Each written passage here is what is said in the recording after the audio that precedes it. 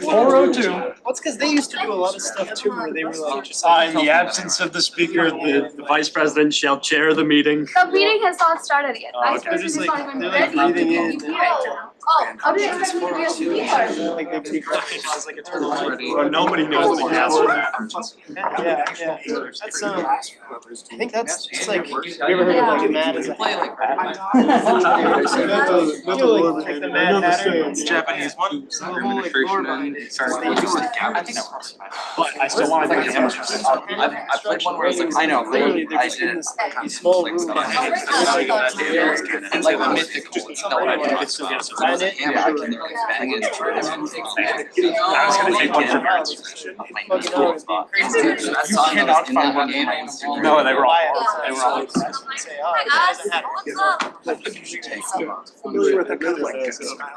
You should make sure I have access to a lot of. Oh, I don't have. Okay. I will pay the He does. Maybe he went to the moon. He could be up. His fake name is crazy. Did they really? I'll pay you the Alright, that's it. Who wasn't at committee today that should have been there for us to end the committee meeting 20 minutes early? I have class until 4 o'clock every week, you know that. I'm sorry, Andrew. I have class. Don't ask me. They can do that stuff, you know? I mean, I was They're the scientists, they're the joints. If you were there, you were actually. They We get have one of the named. funniest. If you were. Oh, yeah? And then they literally just. When is your sentence? Yeah, this thing's Like next week. called. Yeah. I'm actually kind of happy. I'm excited for my senator. I think you should have done this one. Yeah, Didn't you already have name it? it my last name. Oh, yeah. When I was in Peru, I took a picture in front of This the is Hyper. You went to Peru? You were literally my best friend from high school to a T. You're touching a pretty decent job? Yep. It's crazy. No, Like Nathaniel over there. What was it? He's Peruvian and, yeah, he's when you told me about it. He's Brazilian. He's Brazilian and Peruvian. Every Yes. theater we play, I've got, he's been pretty hot dog water. Yeah. So, and I've heard Shrek is really good. Yeah, Shrek was really good. I like that. This weekend? And then I said to them, I want to go how come you haven't see sent us your Broadway. stuff? You're pulling my leg, aren't you? It's funny. Yeah. Sell your kidney. Real? Yeah. Yes. That would get you a plane ticket and at least like a good stay. That's why I've been. Our train ticket's way cheaper. Yeah. Oh, you're good. I didn't know that actually. Here's that guy. I've been really thinking about like just doing a full day long like train ride down south. I think that'd be a vibe. My boyfriend and I want to go to Florida by train. Friend. It takes a little bit longer than the plane, but it's a lot more fun. They can't. So they wouldn't even really need to hide it, right? They could just have a. Also, it's way better experience Because he's handsome. He's kind of tall, he's kind of Peruvian by intro. train. And he's 6'4", so everything is. All right. It is 4:05 p.m. I call this meeting, is this gonna work? There we go. I call this meeting to order at 4:05 p.m. Just a moment here while I get my agenda pulled up.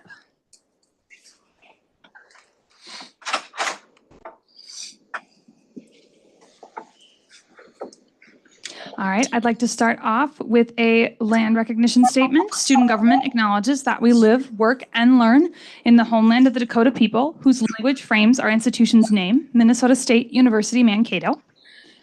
With that, I move on into the roll call. We are still missing a senator on here for this list. Yep, Senator Knauer. Oh, this pen.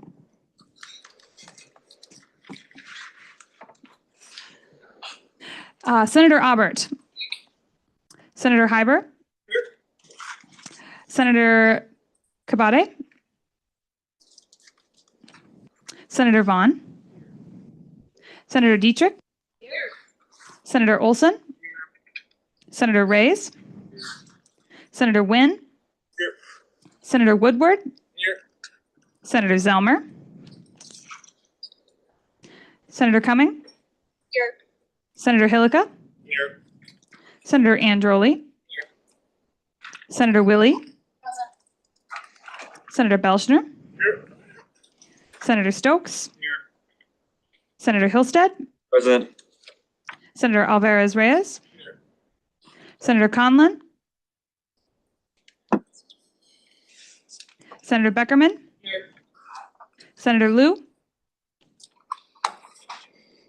Senator Ray? Senator Wickersham? President Collin? And Vice President Coughlin. And then who are we missing as well on the sheet? Knauer. Senator Knauer. Here. Excellent. I'll write you down in the corner now for the rest of these.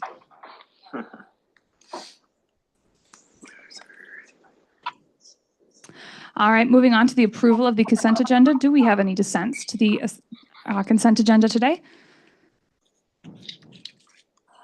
All right, seeing none, the consent agenda passes. Moving on into presentations. First up, we have President Edward Inge.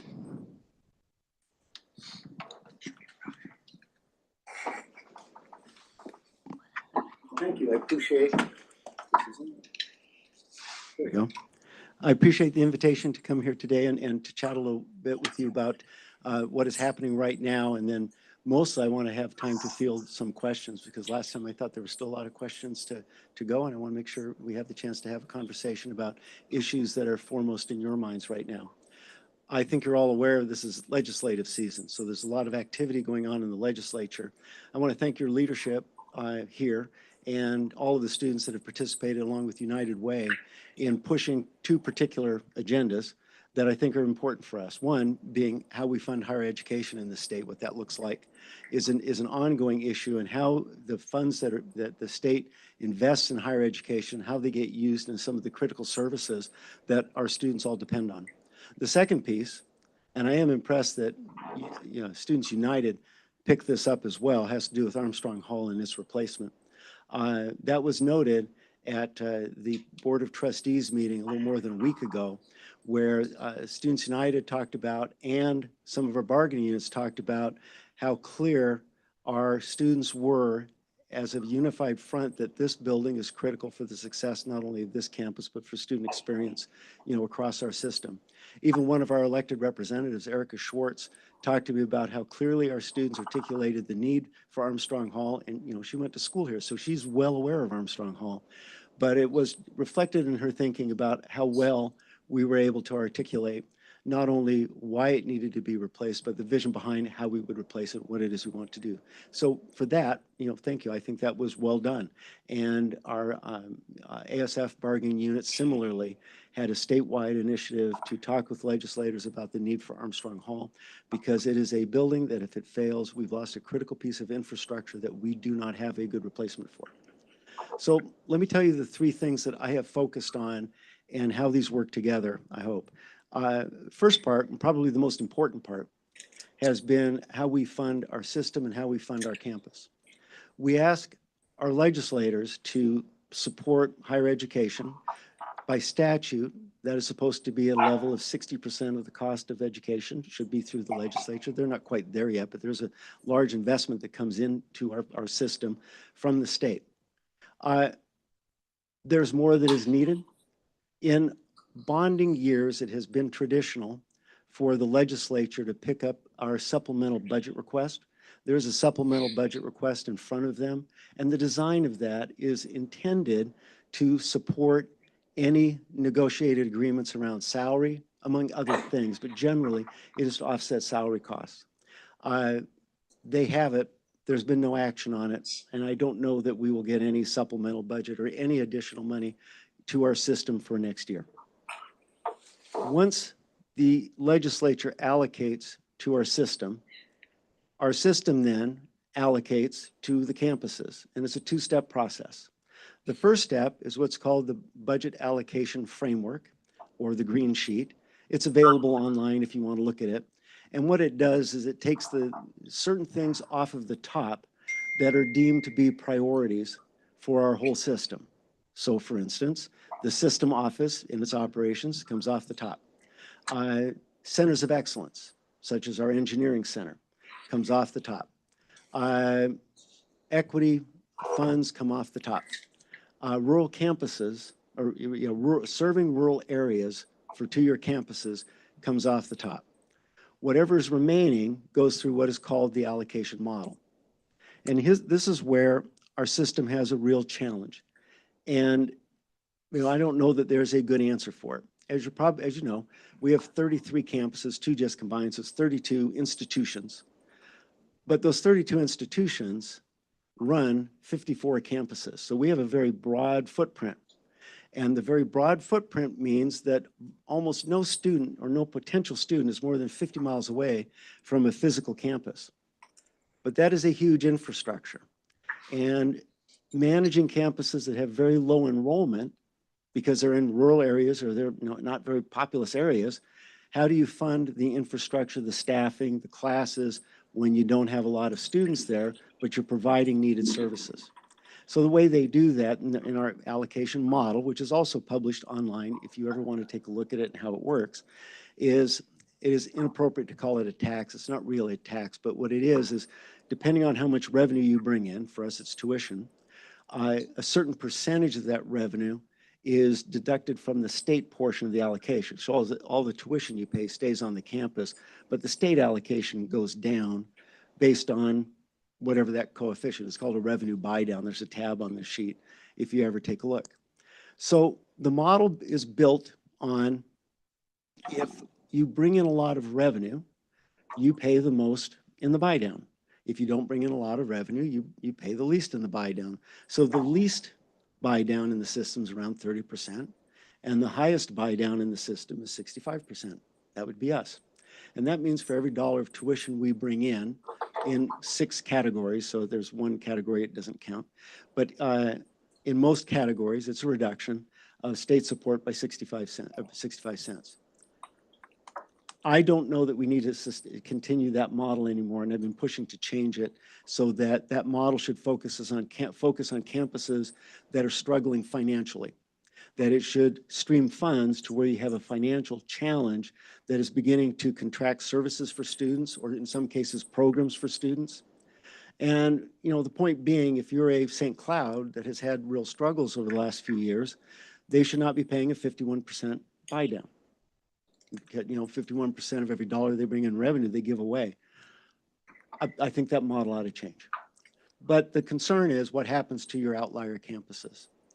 My concern is the first step ought to be to ensure the stability of every campus that we should have. And I don't know that we should have every single campus, but also it ought to be to ensure that the student experience at every campus has a certain baseline that you should be able to expect. You should be able to expect certain library resources. You should be able to expect that you have certain level of advising or counseling services or medical services. There ought to be a baseline. The system ought to say, here's the deal. If you're a Min-State student, you get this. And some campuses will have more, some campuses will do different things, but there ought to be a baseline.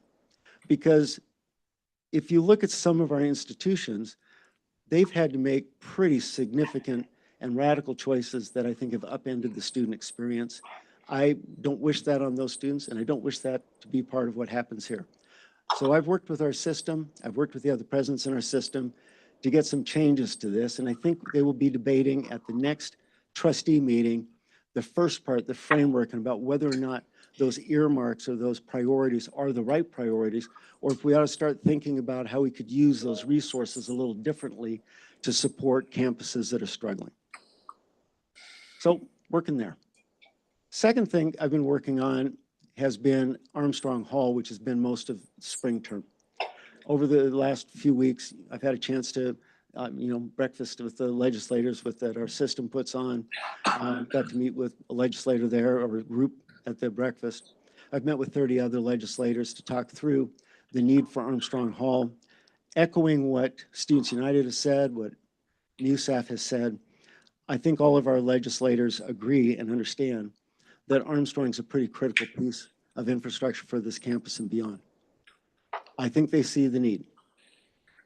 And even though it wasn't in the governor's bonding proposal, my understanding is today, in speaking with legislators at the Capitol, he talked about the importance of Armstrong. That's a good thing for us to have happen, right? The importance of Armstrong and the need to get this done. The question is whether or not the bonding bill will be big enough to incorporate Armstrong as one of the things it funds. We're third on the list. So we're behind HEAPR, which is Higher Education Asset Preservation, which is important for all campuses. We're behind St. Paul College, but then we're third. were the biggest requests that's ever been made of the legislature. And in fact, tomorrow we'll have system representatives here talking about our comprehensive facilities plan, of which Armstrong is a featured part.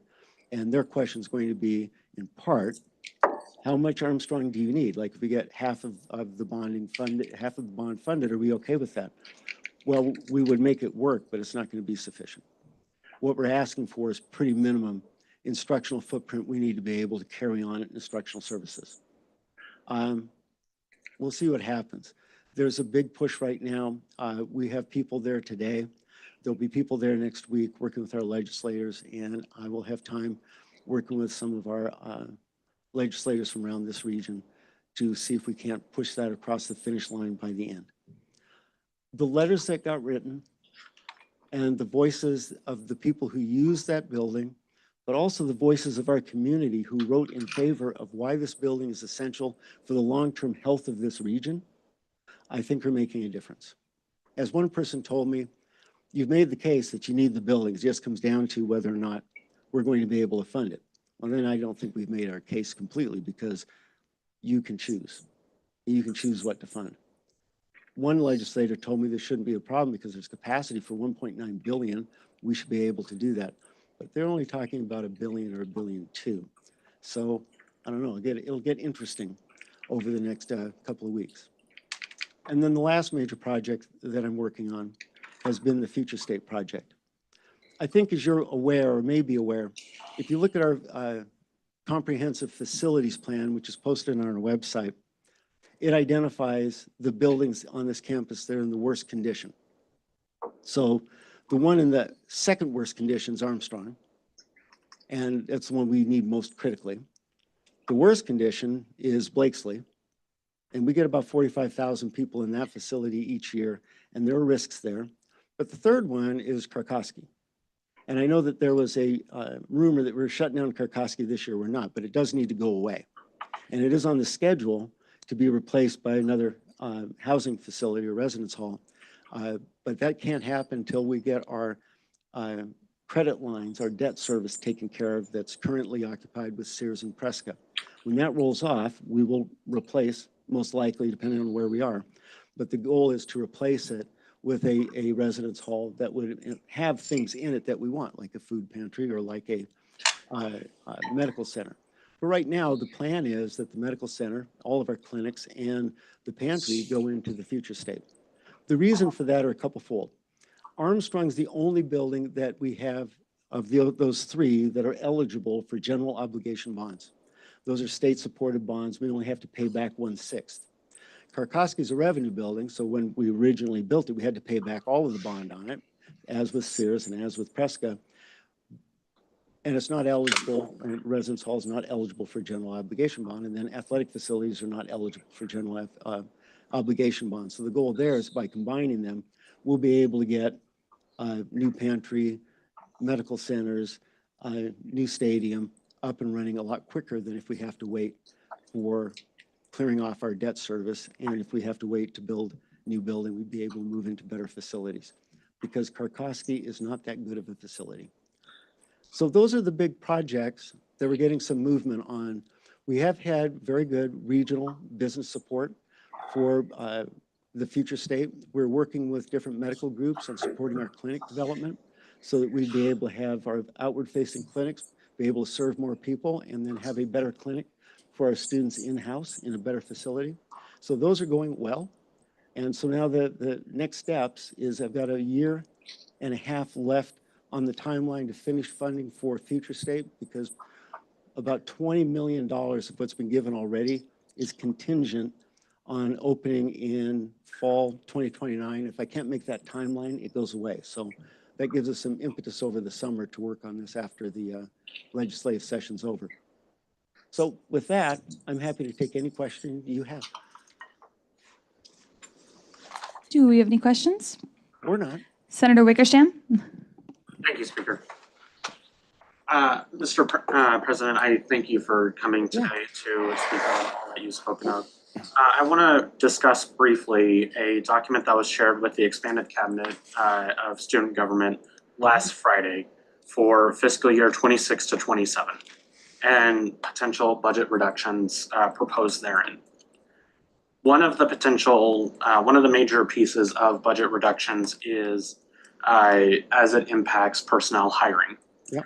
And I understand that this document is very theoretical or hypothetical, and this likely will not be the final product, which is why I'm asking how does the 22 to 34 retrenchments proposed in this spreadsheet compare to the same proposal last year around this time?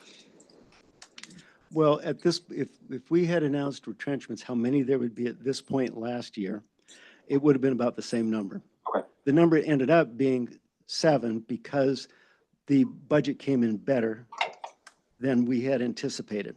The trustees had done better than we had thought originally. One of the challenges we have, and what I'm not crazy about, is I'd much rather have multi-year budgeting, but if I can't do that, I'd at least like to have year-long budgeting. But last year, as you may recall, the budget wasn't approved until middle of June. And so you couldn't make any decision about personnel till middle of June. This year it'll be middle of May, it'll be better, but not what I think we ought to be doing in the long term. Long term, we need to be having multi-year planning, and we ought to be designing around, what are the staffing levels we're going to need to have to be able to meet multi-year budget constraints. The other proposal that you're looking at, one that is eliminating positions that are occupied. There's another proposal, eliminate the positions that are unoccupied. Yes. And there's tension around that. Thank you. Senator Hillica. Thank you, Speaker Henry. As far as I could read online, it kind of looked like there were 2 openings coming up soon for the Board of Trustees student positions. Yes. One of them being for the 4-year student, I believe at the end of the summer or nearing the end of the summer. I was just wondering, do you have any plans to provide recommendations to the governor for those appointees, or do you have any plans to support students in the process? That is a great question. Is one of the things I meant to talk about and I forgot it, so thank you. If you've got recommendations, I would love to hear them. And I believe they also ask Students United, but if you can get me a recommendation, and it'd be best if we settle on 1 or 2 that we think would be great because we have a better chance to get that done. I think we have some ability to sway. Thank you. Senator Hillstead? Thank you. Thank you for coming. So regarding Armstrong Hall, I know you have talked a lot with legislators, a lot with the governor. Is there anything that you need of our panel here, anything further that we should be doing in order to more effectively and more efficiently have Armstrong Hall completed? What is making a difference? So when we're working with the strategy and working with your leadership, there are 2 critical points where we needed to have some strong voice. Yep. The first point was at the beginning of the legislative session, especially since the governor did not have Armstrong on his proposal. So we need to make sure that people were aware of it and the rationale behind it. The second point is like now, right as they come up to the end of session. So I'd ask people, write letters, send emails, and contact your home legislator. Terrific. Now's the time to have phone calls to their offices. To your, you can, send messages to the ones that represent us here on this campus, but Senator France and, Representative Frederick, they understand this, and Frederick was an alum from here, so he gets it. It's the ones from your home districts that phone calls they're charting about how much feedback they're getting about any of the initiatives that are up. So reaching out to any elected official, or I've been working with people who are opinion leaders, particularly in the metro, because they see these people all the time. If there are people who are opinion leaders or business owners, that can make a difference, because the reason our chamber is involved as much as they are is they understand that if we don't have Armstrong, we don't have the same number of students on campus, which means they're not able to work on workforce pipeline development. They're not able to do internships at the same level that are important for them. And, frankly, we don't have students working in town, and they depend on you all. So they see a need for this. So if you can contact your home legislator, and if you know somebody that is in a position that has a voice, business leaders, and get them engaged, now's the time to put the final push on. I'm happy that today this is in the conversation at the Capitol and the governor brought it up. That to me is a big deal. We need to be able to close this deal as this is a high priority. And it's not just a high priority because our campus wants this. It's a regional priority because of the impact it has. And then the point that I make is we have students from every legislative district in the state. We're not just a regional comprehensive campus. We're a statewide institution that impacts every corner of the state. And so the farther reach we can get, the more I think people see that the need to do this and the priority behind it, and it needs to be a priority. You know, the system goes through its way of deciding what is the highest priority and what isn't. And I understand the chancellor's point of view that HEAPR needs to be the top priority because that benefits all campuses. I get it. But I do think, in my opinion, there are times when there are priorities that need to be addressed immediately.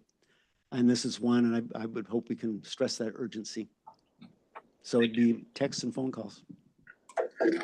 Thank you. Senator Stokes, I believe, could you move your water bottle out of the way? Thank you. Senator Stokes, yep. Thank you, Speaker. Thank you, Mr. President, for being here today. I was wondering if you could guarantee that the food pantry will have a spot in the future state. We understand that there has been strong communication about its likely relocation and management, but students are still worried about its replacement with Krikoski.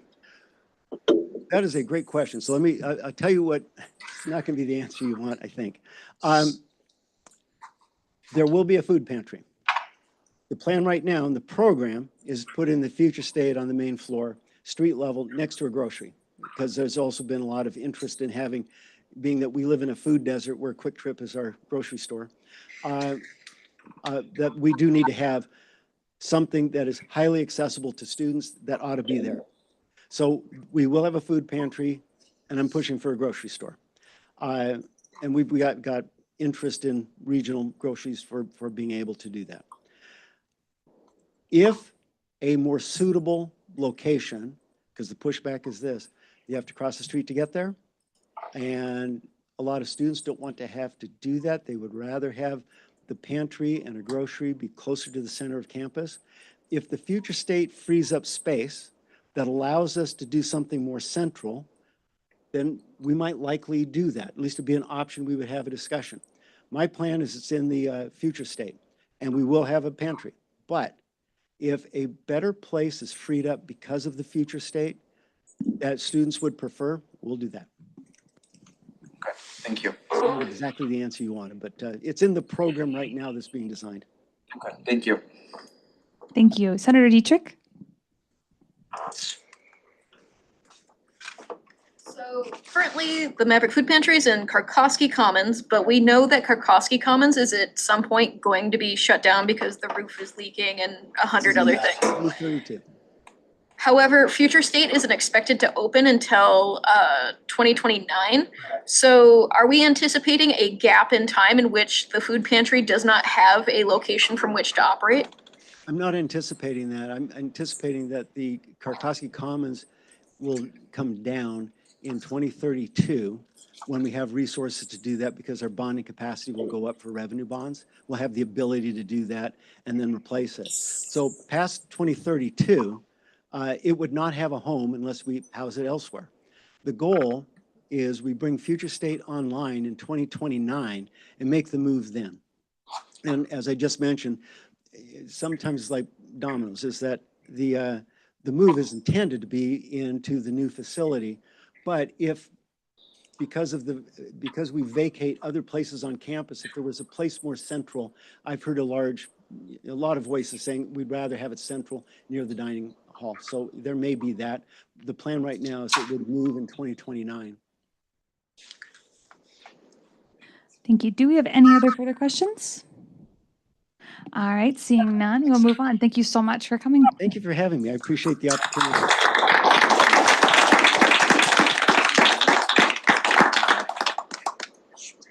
All right, moving on down the agenda, we have open forum. Do we have anyone who'd like to speak for open forum? Okay, seeing none, we'll move on to officer reports, or actually, sorry, Dean of the Day. Oh, yes. forwarded you a message from Dean Malvita, who is stuck in a Council of Deans meeting right now and apologizes for their tardiness, but they do plan to be here as soon as they are able. Okay, then I will move that. We will come back to that in a bit. For now, we will move on to officer reports. Okay, hello everyone. Hope you're all doing well today. I'll try and make my officer report short today. So to start us off, I wanted to announce a victory that we've had that just reached my desk earlier this week. We, by unanimous consent, we passed a resolution for the Sustainability Committee and recognizing the deficits that were projected for the next fiscal years. But the good news is we received an invoice that was a lot less than we thought that would happen. So we're looking at a surplus next year for tens of thousands of dollars. So that's a really big change, and they obviously will continue to increase the cap for it because this is a one-time thing. But I'm just happy to announce that we have a much better situation for a sustainability committee. I know it's been a really big thing because that was a unanimous consent resolution last week. So I'm transitioning to what's officially on my report. The biggest thing I have in front of me right now as my term comes to a close is consultation letters. Basically what this means is that as in my role, I get to summarize all the consultation that has been happening across the university for all the important things that the students have seen and students are required a consultation on. And those conversations will be documented by me. I'll send it over to the board of trustees later this April. The topics for this consultation includes tuition, fees, the dining contract, room board, and student wages. So those are 5 of our very interconnected and very important topics that we have all touched on across the academic year. I'll be happy to share my perspective and all the feedback I'm happy to give to the administration on my consultation letter, but I know that I'm also just one person. So if you have absolutely any kind of feedback on any of these topics, I'm more than happy for you to send me a message on what do you think on the consultation process was for this topic and what could be done to have more comprehensive perspectives across there. I know for room board, I'll reach out to the RJ president to make sure I have his perspective being well represented. I want to make sure the perspective of the students are well represented in this very important work. So again, the topics are tuition, fees, the dining contract, room board, and student wages. I'll be happy to be receiving feedback for that between now and the next meeting that we have for Senate. The second thing I have is election logistics. So as I'm sure most of y'all know by now, the election season is upon us. We're all done budget season. We have just one more season left to get through it. So with that, I just wanted to I know our election commissioner chair is here as well, so he'll communicate a lot of the more extensive information. But I just wanted to shout out all the logistics that we have for it, just making sure it should be good to go. Again, election for the 94th student government is next Monday, next Tuesday, April 13th and April 14th. It opens on April 13th, Monday at 8 a.m. and closes April 14th at 6 p.m. Though with that, there is a lot of communication I know from parties on what they're looking for elections, but there's also communication from the election commission providing unbiased resources over to students to make sure that they're able to put the vote in as well. So with that, there's documentation and logistics from the election commission to do tabling for the voting booths. And if people who are looking for tabling is people who have no stakes in the election. So they're acting as a neutral party and they're not endorsing anyone publicly or privately who would they be voting for. So I'm someone who is a neutral party in the election season. So I personally will be adding my name to a couple of these for a couple hours as we go into it. But everything highlighted in yellow means that there's empty spots and an empty voting booth. So if anyone knows anyone who is interested in having elections, having communication for just what student government is and what the process is, especially people who are in this room who are graduating seniors like myself, I'd be happy if you reach out to our election commission chair, Senator Reyes, and ask to be added to this list, just to be added to all the consultation and also just all the work to be done to make these elections as public as possible to have a good election. So I believe that's everything I have on my office report. Again, short and sweet, and I should be good to go, and I'll yield to questions. Thank you, y'all. All right, seeing no questions, we will move on to next officer report. Vice President Coughlin. Hi, guys. I have not pulled up there. Okay. It's week what? 12, 13, 14. Which week are we in? one of the weeks. And I just realized we only have 2 more weeks of Senate for the 93rd student government. And that is a very weird feeling. And with that, I believe the open forum was today. And I still remember last year for my open forum where I went in having absolutely no idea what to do. But I think I still killed it. And I'd like to still wish good luck to all of the candidates that were there. And I hope whoever wins takes this seat and does what you want to do for the student body. Okay, with that, starting my officer report. So for upcoming meetings, we do not have a lot of meetings now, so we only have a couple of meetings left.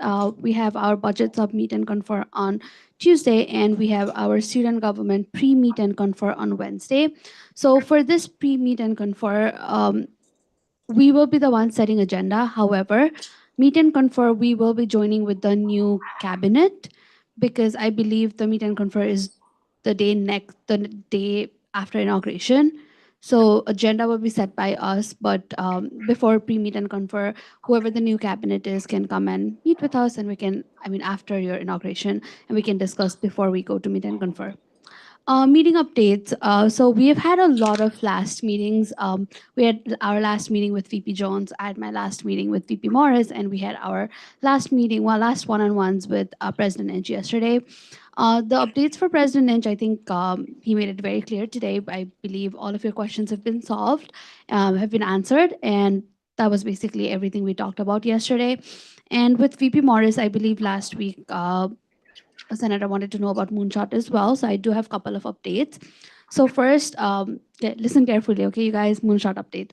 First, they're almost done with their phase 1 action team implementation stage, and they've been starting working with their VPs with different budgets to implement their proposal. They're planning for 3 new action team, which is pathway, prior learning, and professional development for staff.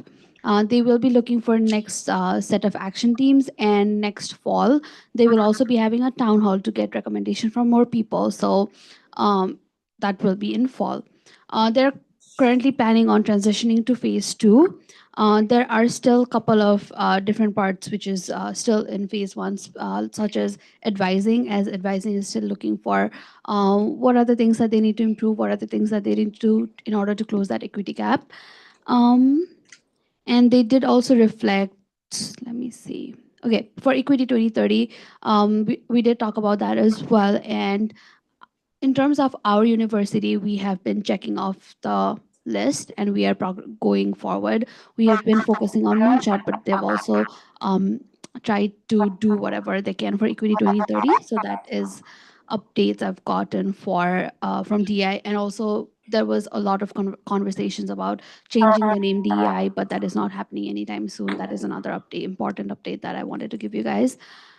For meetings, yeah, I believe that's all my meeting updates. Now for banquet award, if you see the agenda, you've seen there and it's not clear. So I just want to make it very clear to you guys. At the end of the year, we do banquets, right? And those who've been in student government before, you guys know that we do hand out awards. This year, we're planning on doing something different. It is not only going to be the 3 of us who give the award, but we will be taking recommendations. Now, let me make it very clear, all of the recommendations that come to us might not go as award, but the ones which we think are fun, productive, funny, something we can laugh at, we will definitely be giving those. So you guys can recommend not just for the 3 of us, but for your entire Senate. And for the 3 of us, we will be giving each other awards, but we also want to hear from your perspective because there has been a lot this year, right? So if you're recommending an award for me, I want you guys to recommend that award to the 2 of them because I want it to be a surprise. I don't want to know what my award is beforehand. And same for the other people. And one thing we want to make clear, it's not just for the people who are in this room, the ones who are currently not in Senate, such as our previous speaker, Thapa, we can give him award. Our committee members, Jonathan was here. Where's Jonathan? Jonathan, previous Senator Ashton. So those senators who are not in this room anymore because of their personal commitments or multiple different reasons, we will be awarding them and inviting them as well because they were a part of our student government, although they currently are not. So if you guys have any recommendation, please send us a text, or maybe we can try to create the form as well So that way it would be easier, but I believe text would be really easy if you guys send me a Teams message for your senator awards. And for my award, please don't send it to me. I don't want to know, okay? And don't send any of the executive awards to them as well. That is pretty much when is the banquet again, Andrew? April 29th, 5 p.m. Okay, and the banquet is going to be on April 29th, 5 p.m. Okay, so that's the time where we want to have fun. So please think of funny names, funny awards, and go from there. Okay, so last 2 weeks are left, and you guys have probably seen me more in office these days. That is because I did not have clinicals for last 2 weeks. However, for next 2 weeks, I have clinicals Monday and Tuesday. So I will be MIA for the beginning of the week. I'm MIA at the end of the week because of my classes, but because of clinicals, I will not be in the office. I will not be in the office. I just got a recommendation. I'm sorry.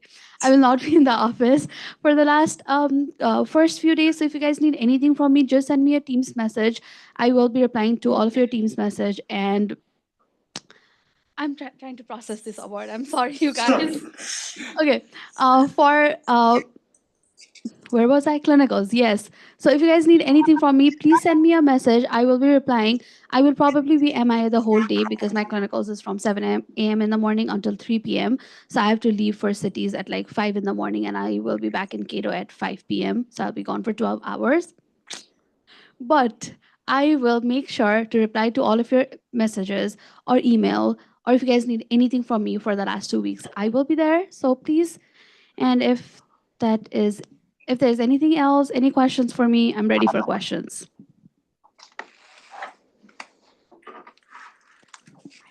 All right, seeing no questions, we are actually going to loop back super quick to the Dean of the Day as they have joined us. If you would like to step to the podium and give a little speech about what you've been up to. My apologies for being late.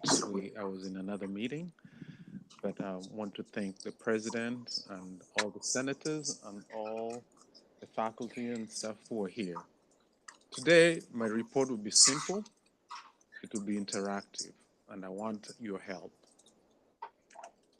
During this time of the year, as a dean of a college, I get a lot of complaints. And those complaints are legitimate, and those complaints regard interactions between students and their own faculty. I'm going to be honest here, because you represent students. And I've been thinking this problem for a while. And I thought it would be a good place to come and bring it to us as senators to try and find out a solution. And the solution is not about solving the problem or saying the complaint is bad, but I want to know how are the interactions, what interactions do you have with your faculty? And how do you engage in difficult conversations? How do you resolve conflict? Because I'll say what I hear from the complaints is that the faculty are being beat. I don't want to go to the faculty because my grade is predicated because of what I'm doing. So I can create my own solution, but you guys are the ones who represent the student body. So my questions to us today, is this a problem? Have you encountered this? And if so, what are some possible solutions that you've come about in dealing with those situations? I'll stop there. This is interactive. Is that allowed, Mr. President? Yes, absolutely. We can do a, you're asking, I'm sorry, I stepped away for 2 seconds. You're asking for a discussion question, right? So senators have the chance to discuss. Are you looking for feedback like right now or like a report later? No, just right now, just out in your head. And I don't need a report. I don't want you to, you're busy. It's not going to be the solution, but I can hear from students from the big body what's happening, because I have a plan, and I'll tell you my plan is I'm going to create a task force in my college, which will include students, faculty, staff, advising, to explore this problem because I like to mitigate problems. I like to create processes in place. But I also I don't want to create the task plan without even engaging some ideas that you may have. All right, then I will just start calling on people if you raise your placard. Senator Hillica. Thank you, Speaker Andrew. I can speak a little bit about it as the academic affairs coordinator for the student government. It's a major problem. Students feel like they can't provide feedback or they can't challenge any decisions that are made by their instructors. And a lot of the university policy revolves around you have to first try and sort it out with your instructor. And I don't think it should be like that at all. I think it should always go further down the line to the department chair first. I think that should be the starting point. And the department chair should always serve as an intermediary between the student and the faculty. So that way there isn't any chance for them to have a one-on-one interaction that the faculty holds against them later on down the line. Especially because students don't typically know what are the things I'm supposed to be arguing for right now. Because a student might go in, they might go, no, you gave me a D- and I feel like I deserve an A, and the faculty completely disagrees. And then what the student should have done is said, these are the reasons why I feel I deserve a different grade than what you gave me. Is there any way we can work around that? So maybe educating students about the language that they should use to have a productive conversation with their faculty, and also getting the department chairs involved earlier in the process, so that's not a second step and it's the first part of the process. Okay. Chair and educating both faculty and staff on how to engage productively. Okay, taking those 2 points. Is that all? Thank you. Moving on, I believe I saw Senator Stokes up first. Thank you, Speaker. And thank you for your attendance today. As a member of your college you represent and are the dean of, I have recently had a course where I felt, and almost majority, if not the entirety of the class, felt unheard and very underrepresented. And I feel, especially within the College of Education, those emotions of not being able to talk to or communicate against in any way your instructor is very baked into the School of Education. You have to respect who's teaching you how to teach, and you feel if you are stepping up to them in any sort of way, you are not getting your proper education, you will be malrepresented. And I feel like it's more of possibly more communication with instructors in that sense in the college, because again, it is a very power-heavy college, as you know. It is a very much, we are here to teach you and you are here to listen, compared to other colleges here. But maybe a little more communication about power dynamics and how those work. Yeah. All right, chair, educate, which brings that power dynamic. Okay. Senator Belschner. Yes, thank you, Speaker. I think a lot of the vindictive feelings that come from students is mostly the difference in how courses are weighted. Like, for example, some courses have like 5 assignments and each one is like 20% of your grade. I think there should be like a more reflecting or like more challenging that students can have towards their instructors on like how much weight their grade should be. Like if I'm making a project and it's 40% of my grade, I don't think, I think there should be a lot more time and effort on how I can change that after the fact, because I don't want to be stuck with like 40% missing out of my grade in a course. So assessment practices to be evaluated where they, I don't say, maybe grace. Yeah. Okay. All right. Senator Woodward. Thank you, Speaker. I've had multiple complaints from different students, both close and far from me, about the advising staff. I personally have had good and bad experiences, of course, as I think most people have who've reached out. But I've heard that, like, even one of my roommates said that they don't really respond sometimes, or like it took weeks to get a hold of them. You had to walk into the office. And I've heard from other students that the advisors, that sometimes they don't feel like they really are helping, or like they're trying to they just seem, for lack of a better word, incompetent at their job. And I'm not saying that, but that's just what I've heard, of course.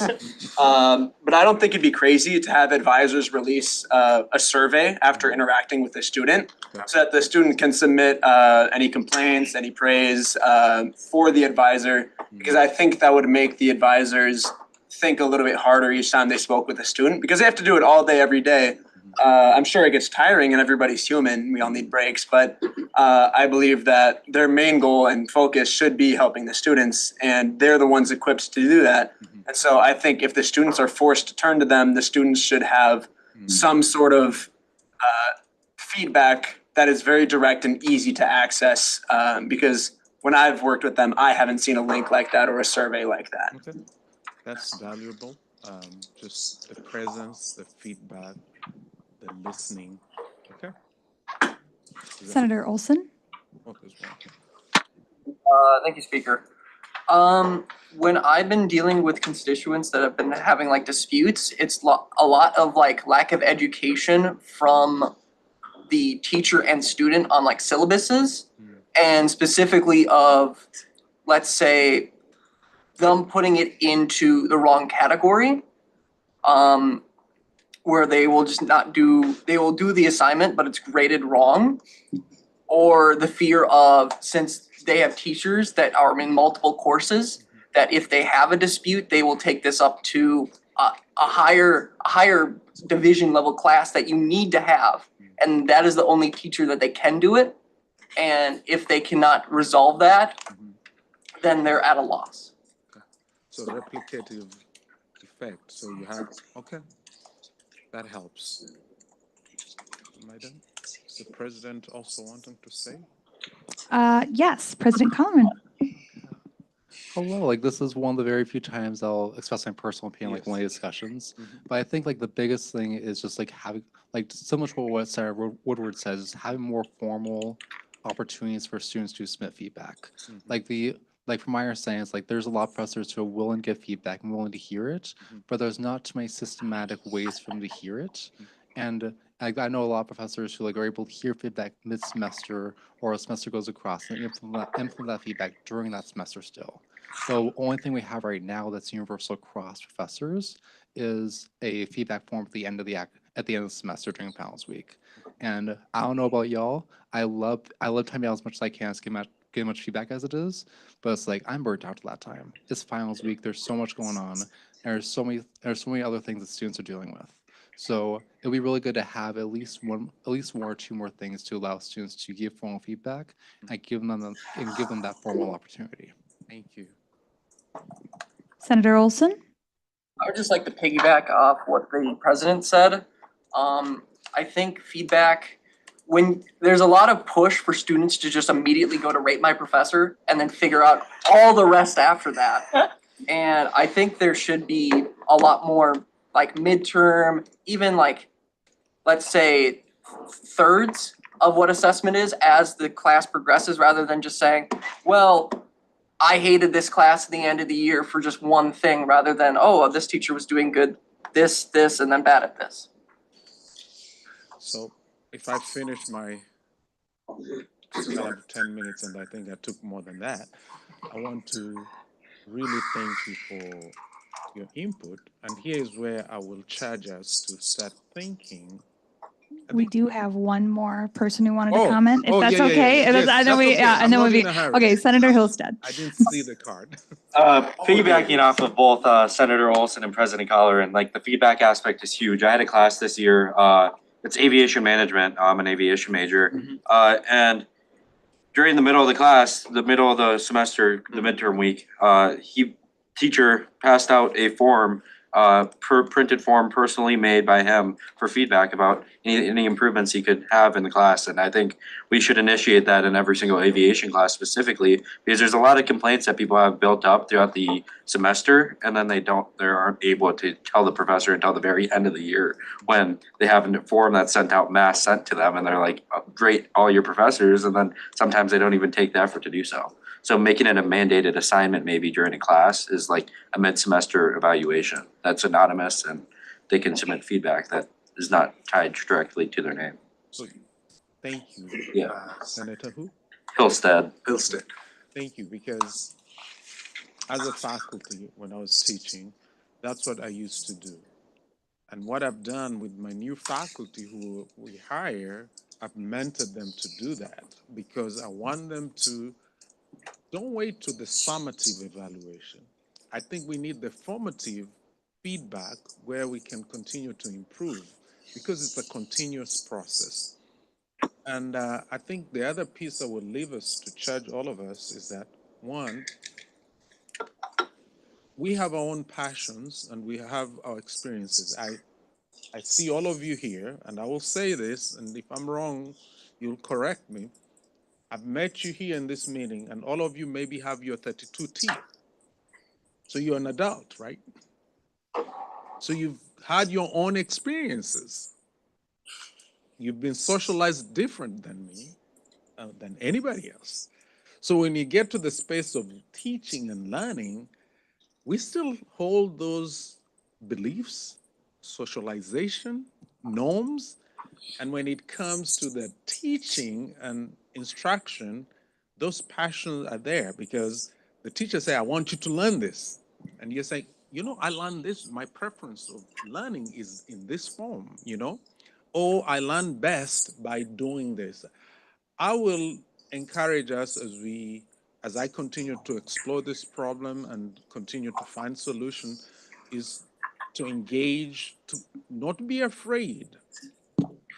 We should not be afraid to engage our faculty. And if that doesn't make any difference, then come to us. But I'm going to create this task force. I thank you for your input, and I'll hopefully next semester when we start again, and I'm the dean of the day, you can ask me the question and say, hold me accountable. How is it going? What's the progress? Because this is why I'm here. This is why I'm in this institution, is to make those changes, to make the experience of the students and faculty and staff meaningful. Because if you're heard, you feel the sense of belonging. And when the faculty also understands you, they get excited in giving you more information or working with us. So it's a win-win situation. And that's why I want to really explore this. And Fall, hold me accountable. But thank you, thank you, thank you. All right, we will go back into our officer reports, and the next one up is me. All righty, people. So what we got coming up is we have student government for student affairs in bowling next week. And I will say attendance is mandatory. Everyone has to be there. I'm kidding, but we are going to pass around a sign-up sheet in just a second, if we can find one, maybe. We might have one somewhere around here. And we are going to have you guys sign up for bowling. I highly recommend going. I will be there to cheer you guys on, because I am like notoriously awful at bowling. Ask anyone in my family. You don't want me there, I promise. But I will. It is next week. I believe we start at 6 or 5:30. At 5 p.m. So this meeting will only go for an hour next week. So hopefully we will have all our deliberations done very quickly. Yes. How long will bowling go?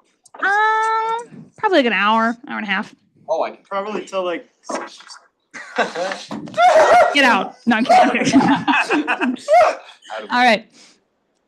Hold on. We'll have a sign-up sheet for you guys in a bit. Yes. Will there be food? Yes. There will be food. I don't know what kind of food, but there will be food. Oh, it'll be pizza. Thank you. It'll be pizza.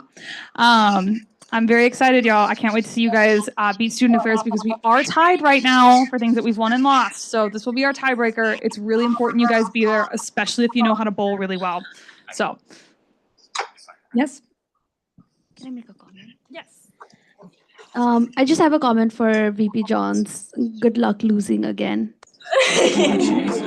Ooh, competition. Yes, Senator Willie? Will ranch be provided for the pizza, or do I gotta bring my own? I think you gotta bring your own ranch. I'm sorry. Nasty. Don't say that. Nasty. If I get multiple requests, I will remember and bring a bottle. I'll make it my job as speaker to bring a bottle of ranch. So just message me. Yes. Yield to John Volkov. Yes. Sign-ups are important because we do base food orders on the number of people expected to be there. So please be sure and note on there, okay? So staff have been asked to provide the same information too. Okay. Senator Woodward? I'd like to remove one ranch vote. I want mine to be a negative A vote. negative ranch vote. Okay, we have a negative ranch vote in the room. Briefly, I'm going to ask for a raise of placards if you'd like me to bring a thing of ranch. All right, take a ranch, take a ranch. Please. It's funnier this way. Take one away. All right, and then if you were in dissent of bringing ranch. What's the motion? All right, we clearly see the ranch wins. I will be bringing a bottle of ranch with me to this event next week. All right. Now that that's decided, and I will add that to my list of speakers' duties for next week.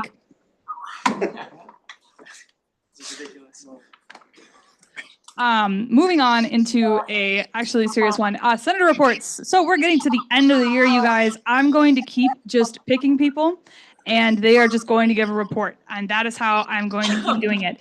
If you have already given a report, please correct me this semester. Obviously, I started a little bit later, so if please let me know. For next week, we have Senator Ray, Senator Conlon, Senator, I believe, Willie, and Senator Zelmer. And those are for our reports for next week. And you will all be receiving an email with a brief reminder as well, along with the agenda. And I hope to see you there. On that note, I have nothing else for you guys. Just remember to keep thinking about where we're going to go with our projects and make sure you're putting everything in writing. And if you would like, you can even give it to me and I can put it in the Teams folder so that future senators will have access to it. And those projects will be continued as you graduate or as you move on to other experiences at this university. Thank you very much. Moving on from that, we are going to, yes. Question for speaker, will he be here for us to meet if it goes past 5:30? No, I will not. I will be leaving this meeting in 25 minutes. Unfortunately, I do have another commitment. I actually did mention this in my speech when I was elected, that there was 1.5 hour that I could not dedicate myself to, and that is today.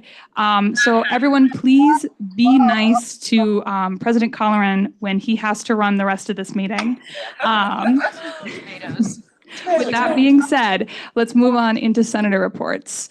For this week, we have Senator Cumming, Senator Androli, Senator Belschner, Senator Woodward, and Senator Kabate. I did receive most of your reports already. If you guys would like to go over those, you are totally welcome to. Senator Cumming, would you like to share a little bit? Sure, yeah, this will be pretty informal. But I've been working, I also apologize, this hasn't been in writing. I've been forgetting to do that. But I've been working on an agricultural awareness project. And for that, I have had continuous departmental meetings with the agriculture department and the College of Business, working things out there to get student engagement up and bring more awareness to agriculture on campus. I also hosted an Ag Connect event, which was a business after hours event for all majors. It was open to kind of learn about the different career opportunities within agriculture. We had roughly 30 students there and 10 different local employers, so that was a really good event. I attended the Food and Fitness Expo in Prescott, I believe it was, if anyone was there. I don't think anyone was. But that was kind of cool just to educate some freshman students more about the importance of food and fitness, especially during our college careers, and how that can help with stress levels. I got to attend the Green Seam State of Agriculture Ecosystem Release Report, which Green Seam is a sector of Greater Growth Mankato It's more of their agriculture department. So that was really interesting to see what ag is doing in our area and how as students we can continue to push that forward. And then I have an upcoming event with the Applied Ag External Advisory Board, giving a presentation there, talking about what students can do, where students are at with agriculture here on campus. Then we have a Christensen's Farm Tour. They are a local swine producer. Jack is also attending this. So to get students on the floor to learn where your food is coming from and learn the supply chain behind that is really beneficial. And then I've also been a part of Agriculture, Food and Natural Resources affinity meetings, just advocating for students there as well and what students are seeing on their end. I also was able to attend the Students United Lobby Day a while back, which led Andrew and I to pass a resolution last Senate meeting regarding Armstrong Hall, so excited about that. Then I've been pretty busy with Student Allocations Committee and Elections Commission. So those are both pretty busy right now. So yeah, that's all I got. Any questions? All right, seeing none, we move on.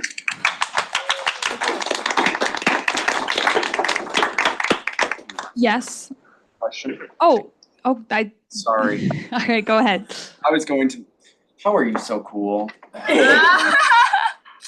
Try. It's that senioritis, I gotta say.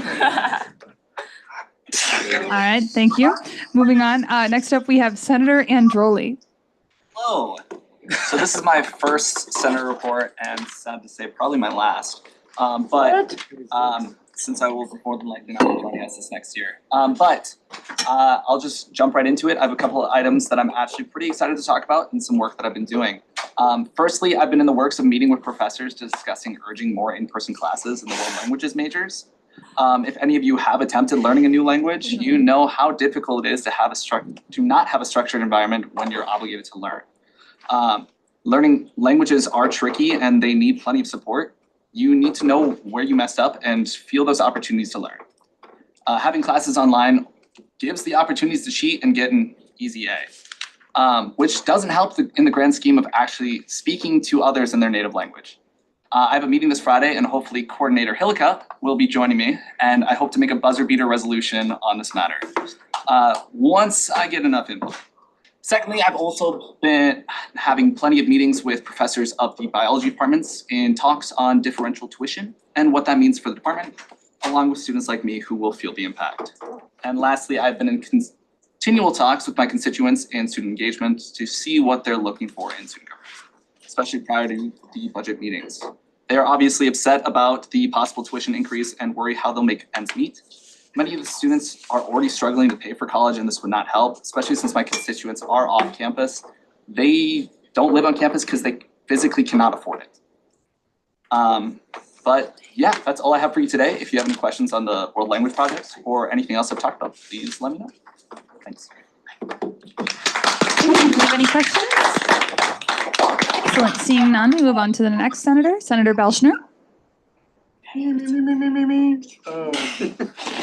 Hey guys, I'm Senator Belschner, or Harry. I came in here and my first project was to improve the busing system, but without capital, it's kind of hard. So we kind of just worked on maintaining the busing system. One might say sustaining the busing system, sustainability. Oh. But anyway, my project number 2 is something that came to me in a dream. Preserving the broadcasting and streaming team. If anyone's seen the movie Iron Man with Robert Downey Jr., my boss, Robert, is pretty much Iron Man when it comes to being able to film any sort of event here on campus and broadcasting it. They don't give him like any money compared to like what it takes to run multiple events. And I've actually seen him take apart like materials to broadcast and stream and like wire them to each other because these don't work at all. So I'm offering this as kind of like a layup project to any other senator because I won't be returning due to my Wednesdays being completely blocked out next semester. But sometime in the future I hope to come back. But read my senator transition report. I've got it in already. It's pretty cool. I have my contact and Robert's contact, and he just give him like 15 minutes of your time, and you'll walk out of there like, hoorah! This is the hill to die on. Like, this is vital for the future state. And you'll, even if you come out of the meeting with Robert like, oh, this team sucks, he's a pretty cool guy. So, yeah, feel free to reach out to me with anything else. I hope to maintain myself in my committees, but yeah, thank you all. Do we have any questions? Awesome. Seeing none, we'll move on to Senator Kabade. I do not believe that they are here today unless they are on Zoom. They are not on Zoom, so then they will be moved to next week. Senator Woodward. Hello. You all know me. I do feel like I still just got here, even though we've all had amazing connections. And I'm sure all of you feel like you've known me your entire lives at this point. That is not because you have, but that is in fact because I'm very connected with all of you. So you guys is basically extensions of myself. But once again, hold on, I'm trying to pull up my senator report. I was not stalling. I have to say, not a lot has happened since I've gotten here. We've had a lot of budget meeting stuff that I've been looking over and all of that. Big part of the time to join, a lot to join in on, and that's like week 2 and 3. But I'm looking forward to a productive year. I'm going to try and be here next year as well, given my Wednesdays are open.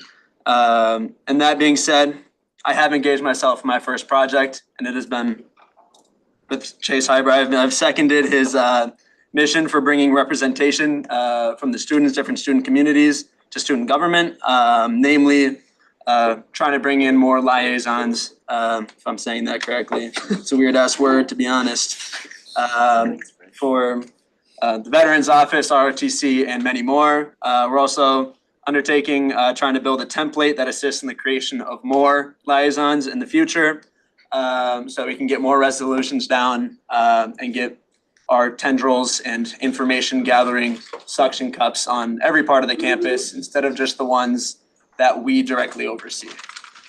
So that is what I've been up to.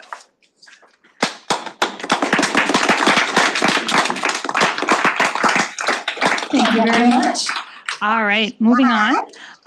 We have our vacancies, but vacancies are closed, so that means we head into new business. Our first aspect of new business is the resolution for feedback and approved technology objectives for fiscal year 2027. Now, I know a couple people reached out to me and said that they were not able to access the agenda. Do you have access to that now? I should have forwarded it to those. Okay, excellent. All right. So everyone, please pull that up. Would the first like to discuss this first?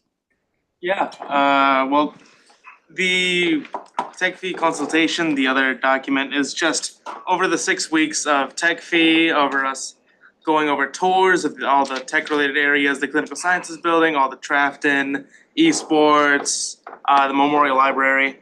It's just our objectives over the next fiscal year, or the tech department's objectives over the next fiscal year to improve the student experience through more communication, more physical things like adding charging stations to MAVAV, repairing the ones that are currently there. Also just improving like Wi-Fi, like the spotty Wi-Fi spots in the bullpen, MAVLife, which is a big area that students use a lot, improving MAVLife, making it more accessible, a lot easier to use, and just overall what we as the student or the tech fee committee over the 6 weeks that we've consulted with the tech department have come up with to help better the student experience. There we go. Okay, I got my mic. Does the second have anything they'd like to add? I do not have anything to add, but I would like to yield to Brian and the other. Yes. Thank you very much. And a very important part of the TechFE consultation process is to get feedback from faculty, staff, and students of how we can improve our services and our technology for students next year and students into the future. So what we're looking for is your feedback, anything to add to the list of things that we should be working on over the next year, because we're going to take this list, we're going to make projects out of it, and then we're going to report back to the 94th next year of the progress that we made on each of these areas. So your feedback is important. You can provide your feedback over the next week. Senator Alvarez. Yes, Alvarez. Yeah. I'm not going to be here probably next week as I have a doctor's appointment, but you can add any feedback that you have, any recommendations that you have to the list, and you'll be voting to approve that. And then this list will go to the Technology Roundtable next for feedback from faculty and staff at the Technology Roundtable. And then we'll combine everything, and that'll go up to the president and the chancellor and the board of trustees as part of the TechFE recommendation. So your feedback is important. We need that added in, and that's what we're going to look forward to working on over the next year. Thanks. Thank you. Do we have any discussion points? The second yielded to, correct? Yes, okay. Do we have any discussion points? Senator Reyes. Yeah, do you think the tech V we voted on last week is gonna affect how well we're able to do this? I like to yield. Is that, oh, you're yielding to, yep, okay. His input on that is? Nope, we're looking for your feedback and ideas of how we can position, really think about what we can do with technology and our services to provide better IT service for students in the future.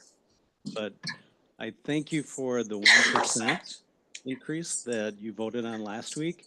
And we will do everything that we can to use that very effectively for students. And we're going to be making budget adjustments to make sure that we can do what we need to do and do the important things at the same time as we're doing our budget reductions just like the other division. So I thank you so much for that.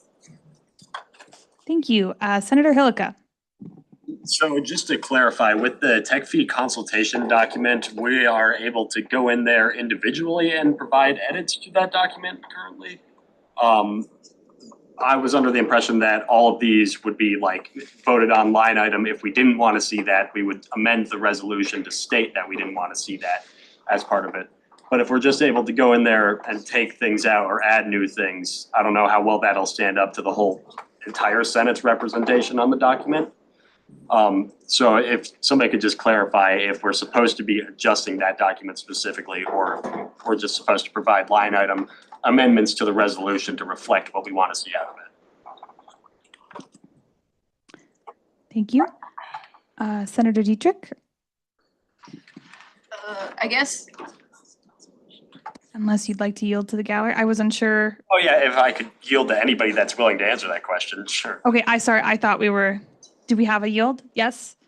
If I may, procedurally, for this resolution in particular, typically, this is one of those where the tech fee subcommittee has done the deep dive into this, and typically student government has accepted the the document as is. If there's feedback on it, I would suggest not modifying the document as is, but providing feedback on it. Thank you. Senator Dietrich. Thank you. Where is it we're providing the feedback? Is it in the document directly, or should we be sending it to you, Brian, or should, like, I have 3 suggestions, so I just want to know where to send them.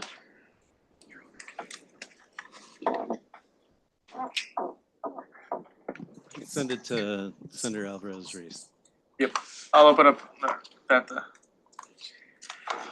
I'll open up a doc, I'll just have it over here, I'll write down notes as we continue speaking, or if you'd like to get it down on your own thoughts, you can just send it directly through me, through Teams or over Outlook. I'll get it to Brian and his team after I fully compile a list.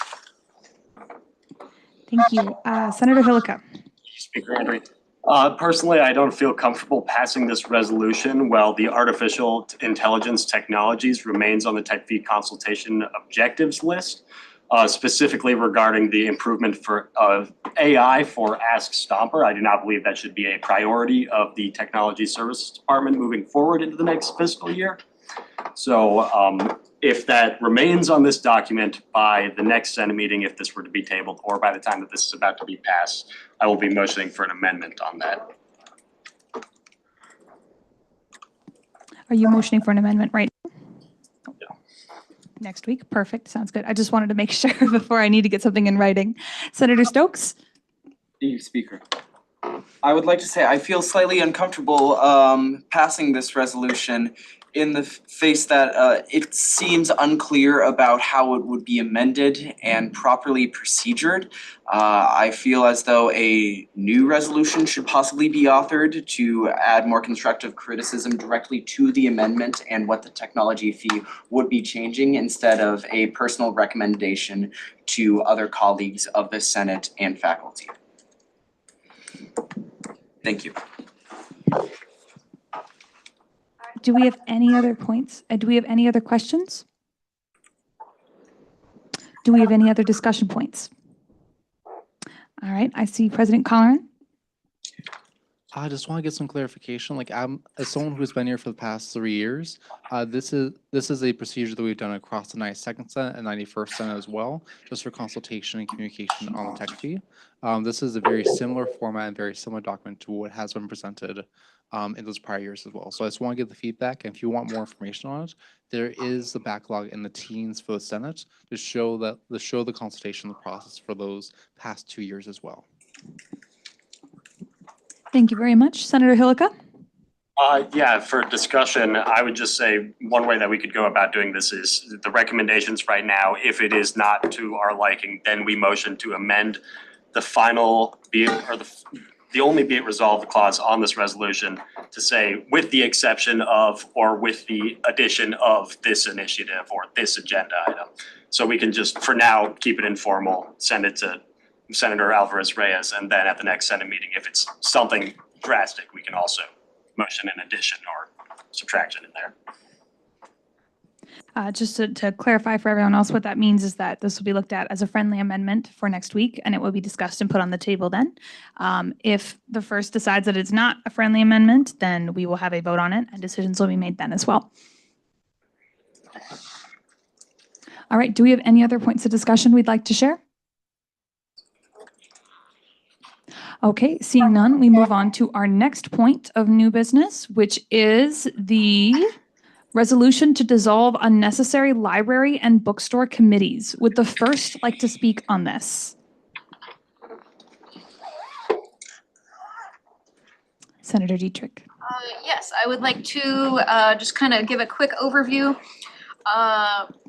Several years ago, before I got here, the Bob Blanchard tried to get rid of the library and bookstore committees because he felt that they were ineffective and were not really doing what they were intended to. Their membership was requiring a large number of students to be on them, and they never were. Very much like now, they only had one active student working with the library, and so he wanted to get rid of those, but he failed in doing so because of different things going on at the time. They instead created the Library and Bookstore Advisory Committee and Maverick Textbook Subcommittee. Neither of these in the last at least 3, probably 7 years have never had a full roster of student membership, and at least in the last 4 or 5 have only had one active student member.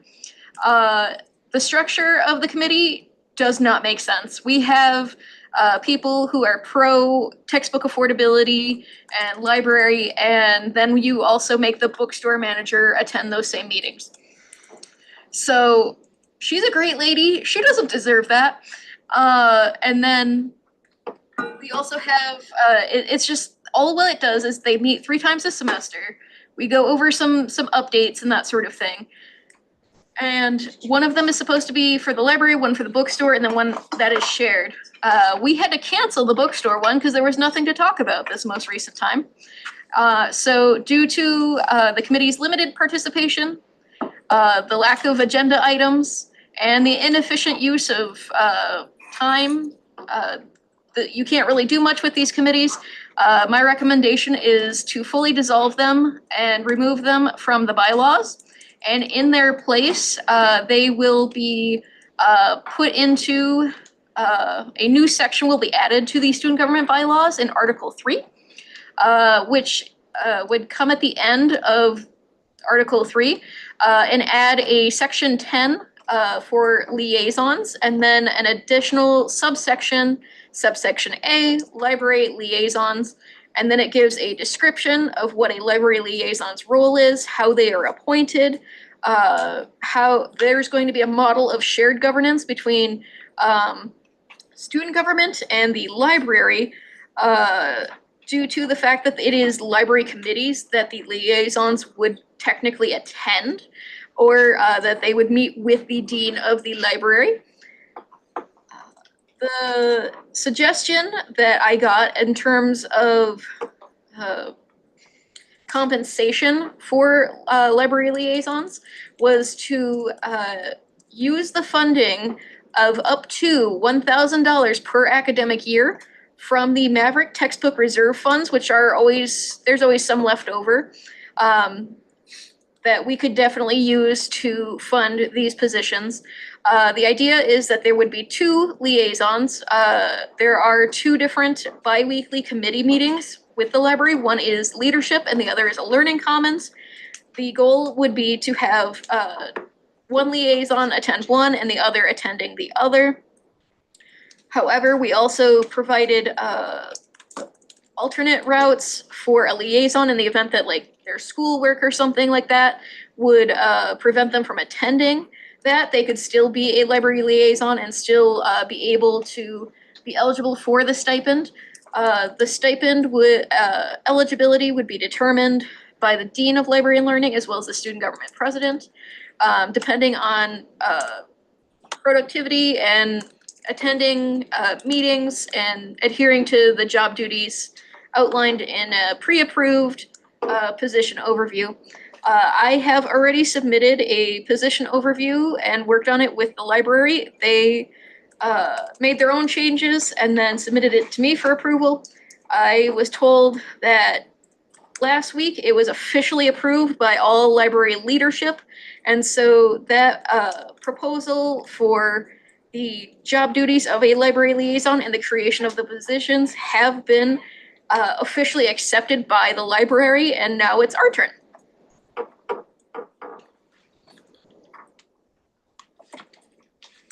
Excellent. Would the second like to speak? I'll speak a little bit on this. So beyond what Senator Dietrich had stated regarding the redundancy and the unnecessary aspects to the former committees that we're trying to dissolve here, the new committee structure with the liaisons is already in place in essence, so this is formalizing it. One thing that I will say is that this opens the doors for the creation of the liaison positions that somebody like Senator Woodward had stated they would like to have more official records of those. So having this be instituted now would be a good start to that. That's all I'd like to touch on. Thank you. Moving on, do we have any questions about this resolution? Okay, seeing none, do we have any points of discussion?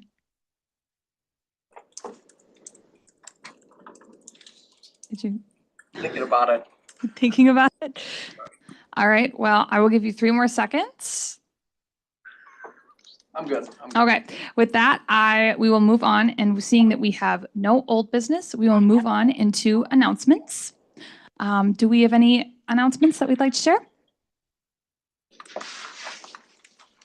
Oh, yes. Speaker Andre, a couple of things. So as you know, last week we finished or you finished making recommendations regarding student fees, it is my goal to hopefully have those off my desk by the end of this week. This week is Greek week though, and so I'm knee deep in other stuff too. Speaking of that, if there is interest, one of the funniest events of the year will take place tonight at 7 o'clock over in the Highland Center pool, where you will see teams try to row a boat made of nothing but cardboard and duct tape across the pool. And so that will be in the pool at 7 o'clock tonight. Also tomorrow night, the annual lip sync battle will take place.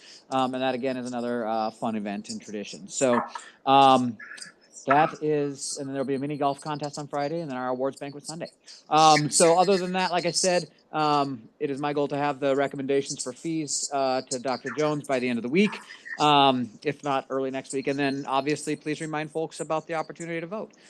So we're in the process of, I know the Chief Election Commissioner and team is in process of getting the final candidate guide, voter guide together and all of that. But it'll be a busy week next week too. So look forward to seeing you there and beating you at bowling. Okay, so there's a change in leadership. So I'll be running the rest of the meeting. So do you have any questions for John? See no questions, I'll hand over to Senator Willie. Thank you. All right, my only announcement comes from Crystal Watts. We have about 1,767 swipes left for Swipe Out Hunger for the end of the semester. That will last until the end of the semester. There has been a slight uptick in applications from about a week ago. There's been about 5 to 6 applications daily from people that are recurring and or new people. So if you are in food insecurity, just make sure to know that this is an outlet and it is being used very effectively with the fact that we have so little swipes. No, yes. That's all. Okay, do we have any questions for Senator Willie? Senator Olson? I have a very quick announcement. Questions for Senator Willie and her announcement. Senator Stokes. Hey, Senator Willie. How easy is it to spread the word and tell people that have food insecurity about getting these swipes, especially during final season when people are the most food insecure? I'm so honored you asked that. I'm so honored. So, not because you're basically coordinator or anything. So basically, it's this lovely thing called word of mouth. You can be like, hey, I know you're struggling with some food. Maybe you need some food from the dining center. Oh, I don't know how to do that. And then you contact this amazing woman named Crystal Watts on Teams or on emails, and she can give you a form to fill out. And also, in the works right now is a lot of social media posts that will be going on the student government page to help make it easier and more accessible for students to find. Senator Albert? So if you had unlimited meal swipes, are you able to donate your guest ones? Because I know. And unfortunately, with the current term, it can't happen, but depending on how Swipe Out Hunger goes and just whoever we get in the next term, it is a thing that we are currently in consideration of trying to figure out a drive. VP Kathleen? I think comment. No questions. Okay, so no questions seen. Any more announcements? Senator Olson. Thank you, acting speaker. Just to let you guys know, in 10 days, there will be the Tom Peterson run, the 5K run at the airport.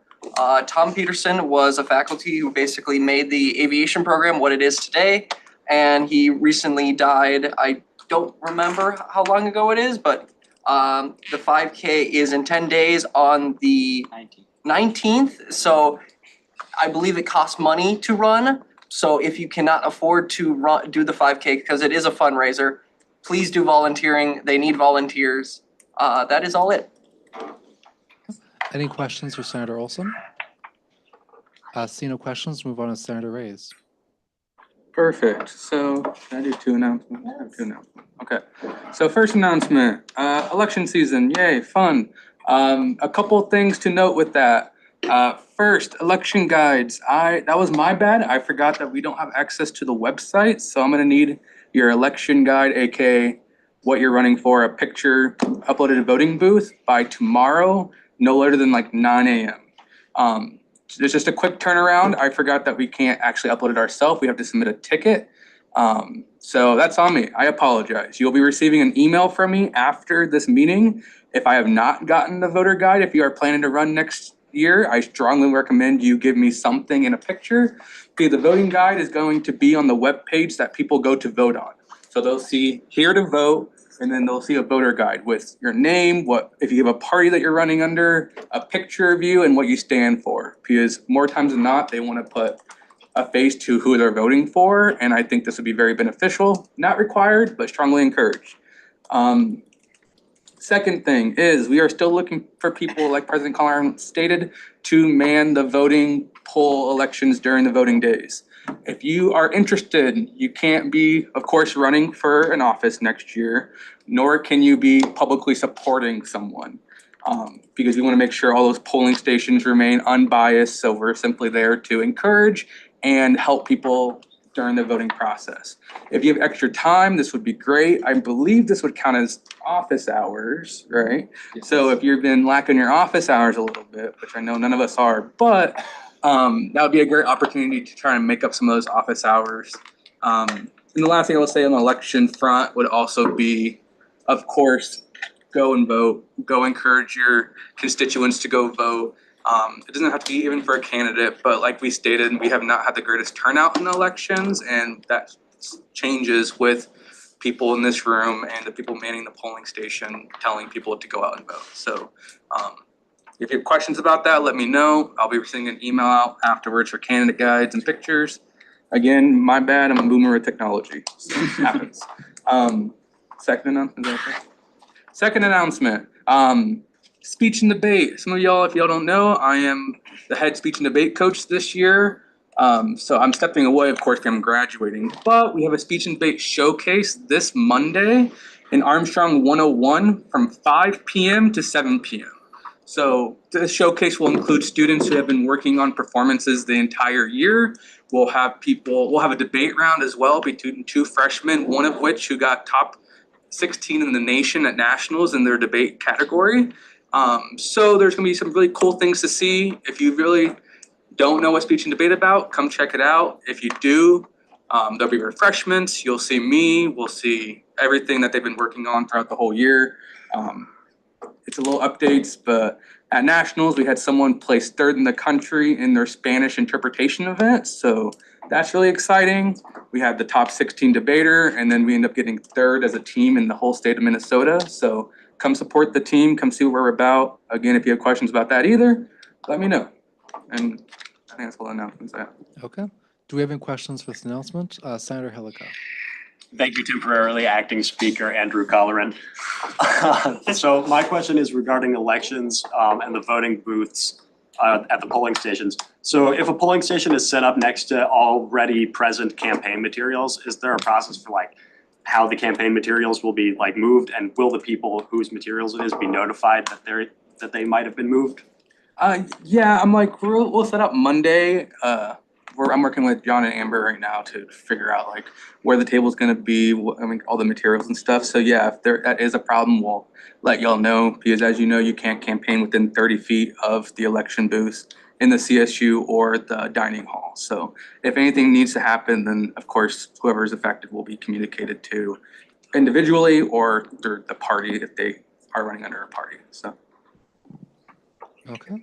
Seeing no further questions, do we have any additional announcements? VP Cathey. Just a reminder again for banquet awards.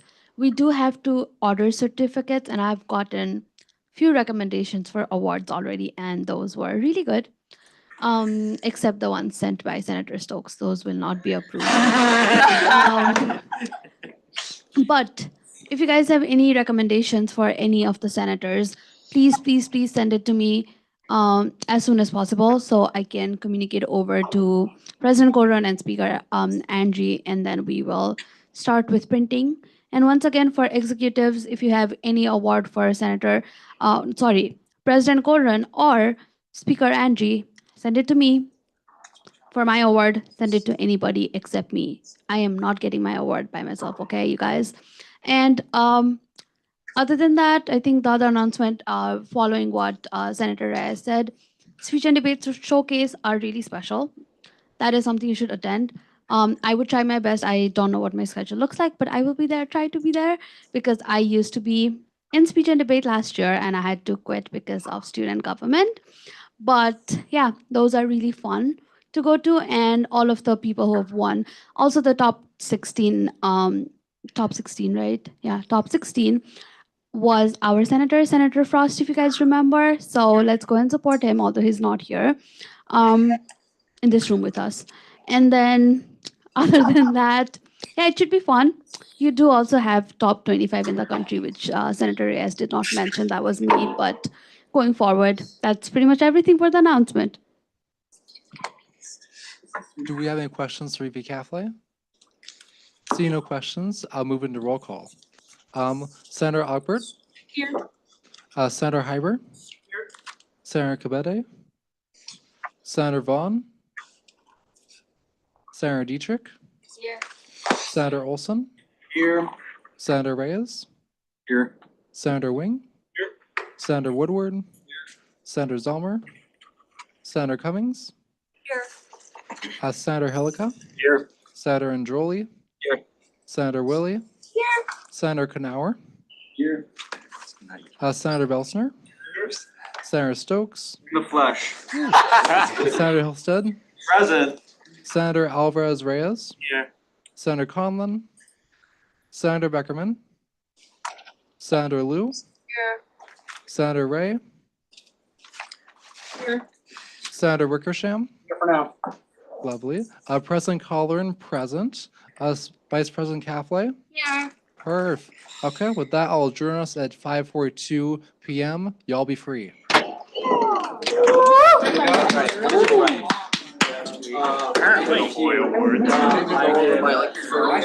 When I got this minutes before your the biggest boy award. I like that one. Yeah. Good. No, I think that was the one she referenced. I just I didn't believe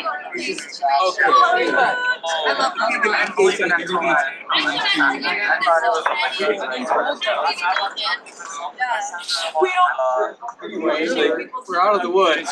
We've been doing this for 90 years. He's proud. Just go for his proud. It was fun. It was a good time.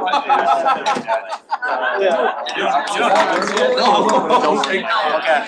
I didn't know if I should send it to you directly. Easier in voting booth, but it's fine. Perfect. Straight to a good home. Oh my gosh, this is You know what's Thursday? no. The most though. The most. Being the only secretary. Is that actually true? Yeah. Ray, I'm on the computer. That's the difference. There's some committees have to use a secretary the day of. He used to say boys. Yeah. Secretary. Most senators and Most secretary.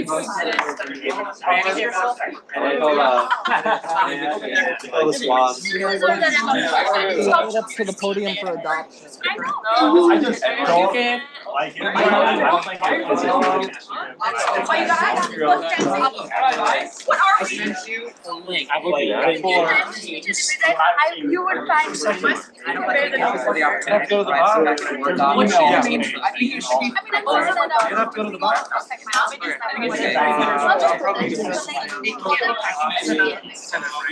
Senate channel posted on. Why not? So, but take a look. I sent you the link. You'll receive the change link from me. I will. Gotcha. I think you're still live. Really helpful. I think you're still live. That's one of the you were asking me The idea behind it. I don't understand.